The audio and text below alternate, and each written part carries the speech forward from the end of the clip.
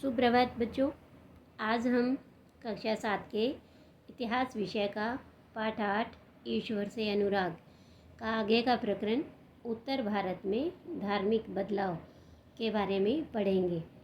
तो देखो बच्चों, इससे पहले हमने पढ़ा था कि ईश्वर के प्रति प्रेम या गहरी भक्ति कई प्रकार के भक्ति और सूफी आंदोलनों की देन है। हमने देखा कि इस भारतीय महाद्वीप में काफ़ी जो क्षेत्र हैं वो इन भक्ति संतों से और उनके जुड़े हुए स्थानों से संबंधित हैं। इसमें सबसे पहले हमने पढ़ा था दक्षिण भारत के बारे में कि दक्षिण भारत के अंदर 7वीं से 9वीं शताब्दियों के बीच कई नए धार्मिक आंदोलनों का आरंभ हुआ था और इन आंदोलनों का नेतृत्व नयनार और अलवार संतों ने किया था। ये लोग बौद्ध और जैन धर्म के कटु आलोचक थे और शिव और विष्णु के प्रति सच्चे प्रेम को ही इन्होंने मुक्ति का मार्ग बताया था। फिर हमने ऐसे ही कर्नाटक के अंदर देखा कि 12वीं शताब्दी के मध्य में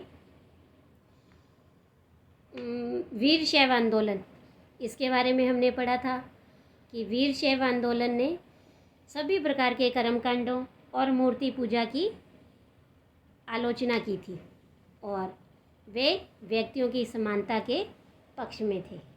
फिर इसके बाद हमने देखा कि पश्चिमी भारत के अंदर महाराष्ट्र और गुजरात के अंदर कई संत कवि हुए थे। महाराष्ट्र के प्रमुख संतों में से थे जैसे ज्ञानेश्वर, नामदेव, एकनाथ, तुकाराम आदि, और गुजरात के सुप्रसिद्ध संत थे नरसिंह मेहता, जिन्होंने यहाँ तक कहा था कि वैष्णव जन तो तेने कहिए पीर पराई जाने रे। फिर नाथपंथी, सिद्ध और योगी ऐसे अनेक धार्मिक समूह उभरे थे जिन्होंने रूढ़िवादी कर्मकांडों की आलोचना की थी। और ऐसे ही इस्लाम और सूफी मंत ने भी धर्म के बाहरी आडंबरों को अस्वीकार करते हुए ईश्वर के प्रति प्रेम और भक्ति तथा सभी मनुष्यों के प्रति दया भाव रखने पर बल दिया था। तो इस तरह से हमने देखा दक्षिण भारत और पश्चिमी भारत के बारे में। आज हम ऐसे ही पढ़ेंगे कि उत्तर भारत में धार्मिक बदलाव कौन कौन से आए।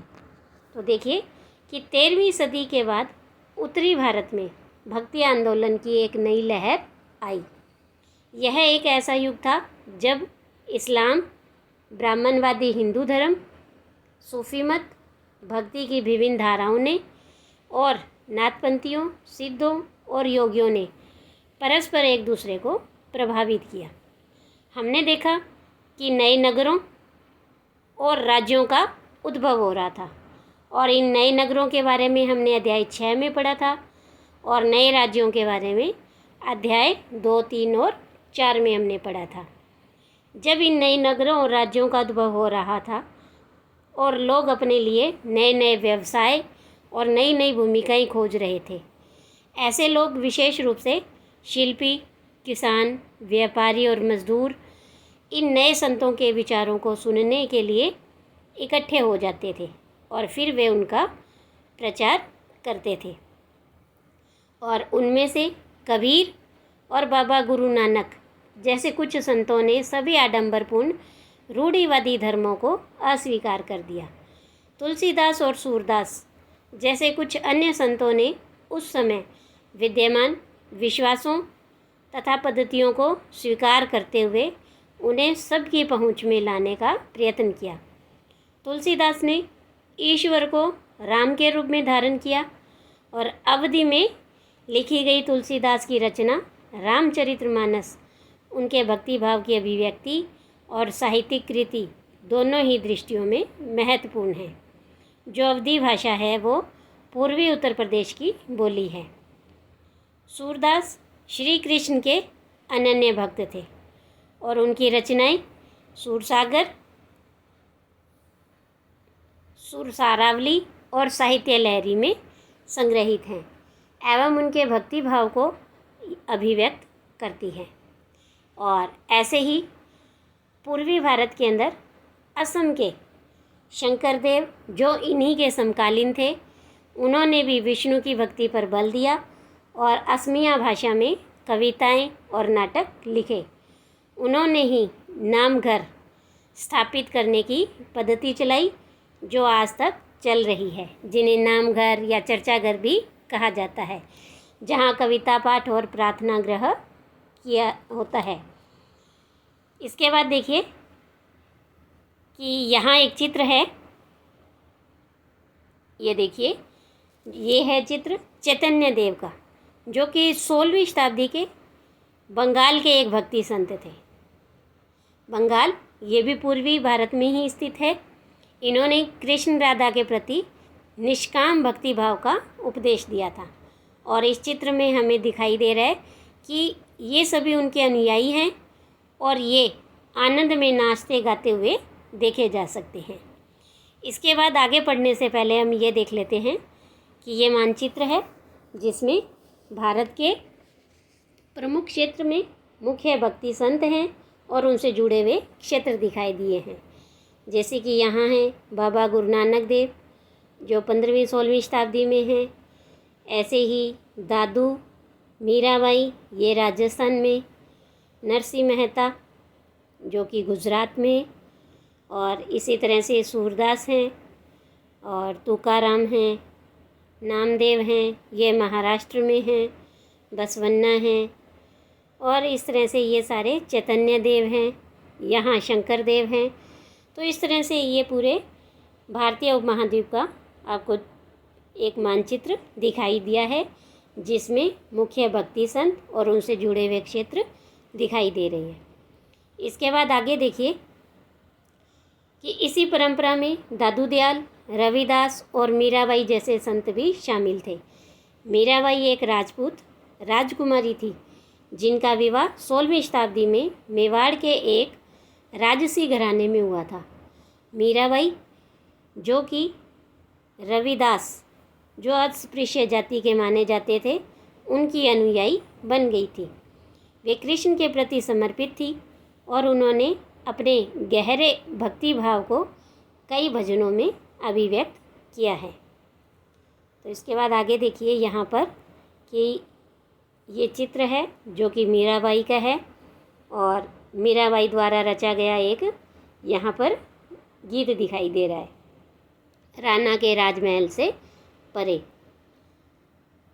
तो लोक लाज कुलरा मर्यादा जगमा जेक ना राखियारी, महल अटारी हम सब त्यागे, त्याग्यो थारो बसनो शहर, राणा जी थे क्या ने माने, थे क्या ने राख्यो मारूसू बैर, बिखरो प्यालो राणा भेजिया, बिख मतलब जहर, पीवा मीरा हाँसी रे, यानी कि जहर पीते ही मीरा हंसी, बार ने बांक्यो भयो गरल, गरल मतलब जहर, कि जहर ने उनका कुछ भी नुकसान नहीं हुआ, अमृत जो पियो, यानी उस जहर को अमृत के समान पी गई, राणा थे क्या ने राख्यो मासूम बैर। तो इसके बाद देखिए एक प्रश्न है कि आपके विचार से मीरा ने राणा का राजमहल क्यों छोड़ा, क्योंकि यहाँ पर लिखा हुआ है कि महल अटारी हम सब त्यागे, यानी महल और सब कुछ हमने त्याग दिया। तो मीरा ने राणा का राजमहल क्यों छोड़ा था, क्योंकि वह राजमहल की 4 दीवारी में अपने आप को असहज महसूस कर रही थी और मीरा ने अपने आप को भगवान श्री कृष्ण को समर्पित कर दिया था। इसीलिए मीरा ने सारी महल की सुख सुविधाएं हैं वो छोड़ दी थी। इसके बाद यहाँ देखिए कि शंकर देव की भक्ति का सार, एक शरण नाम धर्म, यानी एक सर्वोच्च सत्ता के प्रति समर्पण के नाम से इसे जाना गया। शंकर देव की शिक्षाएं भगवत गीता तथा भागवत पुराण पर आधारित हैं। उन्होंने ज्ञान के प्रसार के लिए सत्र या मठों की स्थापना को प्रोत्साहित किया और उनकी प्रमुख रचना में कीर्तन घोष शामिल हैं। इसके बाद हम पढ़ेंगे कबीर के बारे में कि कबीर संभवतः 15वीं और 16वीं सदी में हुए थे। वे एक अत्यधिक प्रभावशाली संत थे। उनका पालन पोषण बनारस में या उसके आसपास के एक मुसलमान जुलाहा यानी बुनकर परिवार में हुआ था। उनके जीवन के बारे में हमारे पास बहुत कम विश्वसनीय जानकारी है। हमें उनके विचारों की जानकारी उनकी साखियों और पदों के विशाल संग्रह से मिलती है, और जिनके बारे में यह कहा जाता है कि इनकी रचना तो कबीर ने की थी, परंतु ये घुमंतु भजन गायकों द्वारा गाए जाते थे।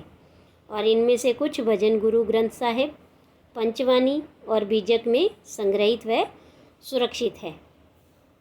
तो ये देखिए कि आपको यहाँ एक ये चित्र दिखाई दे रहा है कबीर का, जो कि इस करगे पर काम कर रहे हैं बुनाई का। तो यहाँ कबीर की एक रचना है, सच्चे प्रभु की खोज में। अल्लाह राम जीऊँ तेरे नाई, बंदे ऊपरी मेहर करो मेरे साईं। क्या ले माटी भूई सूँ, मारे क्या जल दे न्यावे। जो करे मस्कीन सतावे, गुण ही रहे छिपाए। ब्राह्मण व्यारसी करे 24, काजी मरहम जनी। 11 मास जुदे क्यों किए, एक ही माही समान। यानी सभी है वो एक समान है। पूर्वी दिशा हरि का वासा, पश्चिम अल्लाह मुकामा। दिल ही खोजे दिली भीतरे, यहाँ राम रहीमाना। यानी कि हर तरफ भगवान ही है, यहाँ वहाँ खोजने की ज़रूरत नहीं है, हमारे दिल के अंदर ही भगवान है वो निवास करते हैं। नीचे देखिए एक प्रश्न है कि इन दोहों में दिए गए विचार किस रूप में बसवन्ना और जलालुद्दीन रूमी के विचारों से समानता या भिन्नता रखते हैं।